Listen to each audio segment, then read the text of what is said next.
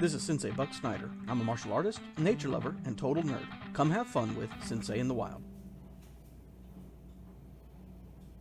What's up, YouTube? We're here with another video. Check it out, I got a snake. This is called a blotched water snake. So it's another water snake similar to the Diamondback Water Snake. The patterns on this one, the coloration and at a glance looks very similar to the Diamondback Water Snake, but it's actually very different on the patterns on his head and on his back. Now, this one, let's get him active. I'm wearing gloves. He is non-venomous. Of course, you can always tell that by the round pupils, but he's non-venomous. But water snakes can be aggressive, so I just don't want to be struck. As I've said in other videos, and I'll say many times, I've been bitten lots and lots of times over the years, and I just don't feel like getting bitten anymore. So if there's a chance they're going to bite me, I'd rather wear the gloves and be safe. So, all right, this little guy is a water snake. So water snakes mean that they live in and near the water. Of course, they can't breathe in the water. They breathe oxygen just like all reptiles. So he lives around the edges and he fishes inside the water. Now, even though he does go in the water and hunt for some fish, his primary diet is frogs. This little guy loves frogs, and he only will occasionally eat fish. Now, this one here is about an adolescent. When they're born, they're about 8 to 10 inches long. This one's a little longer than that, so they can get up to 2 to 3 feet long, full grown. And the interesting thing about this one is, like the pit vipers, they give birth to live babies. So a lot of snakes will lay eggs. These guys actually give birth to live babies. And what amazing thing to me is these snakes can have up to 30 babies in one time. So just imagine how big this snake would have to be, how round she would have to be to have 10-inch baby snakes inside of her. It'd be massive. So clearly this one is not pregnant. So this one's a baby. I mean, when I say baby, I mean young as opposed to the old ones. And one way you can tell that is not only by the size, but by the coloration. Right now, its colors are very vibrant. Like you can see the pattern on the head. I really think the pattern on the head is very beautiful.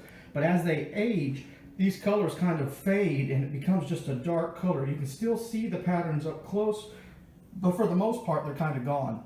And the blotched water snake, we've got a picture we'll show you. Its tummy is very plain. You can see the stripes from the sides, but the tummy itself is a white yellowish color.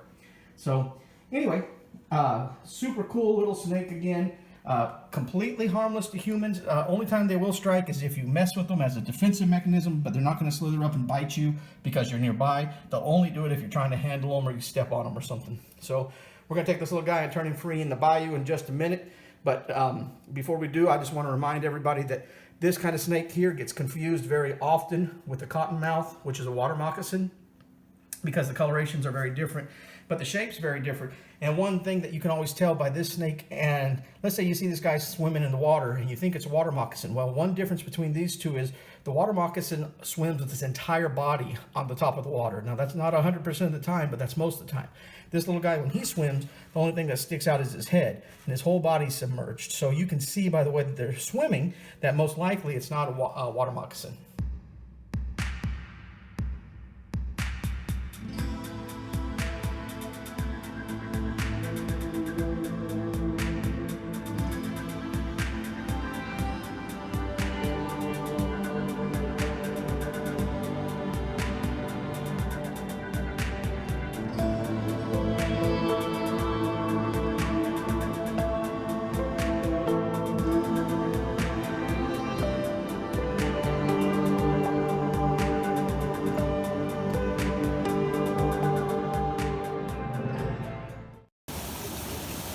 Hey guys, we're out here by the waterfall. If you check it out, there's a little waterfall right there. I'm going to turn the snake free right here in the shallow water. So, got the blotched water snake right here. We're going to dump him in the water right here.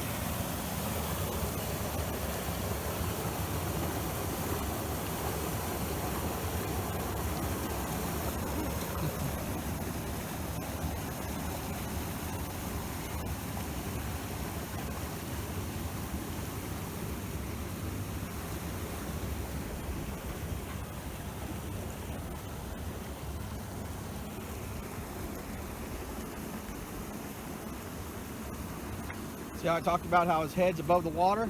This water is shallow, but you can see his little head still sticking up above. That's how they swim. And you can see how vibrant and cool his colors are in the water. because they're wet, they stand out so much more. Look at him.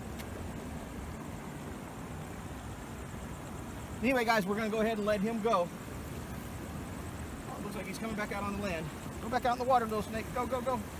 There you go. Oh, there he goes. Yep, and he's gone. All right. So, as I always say, keep it wild.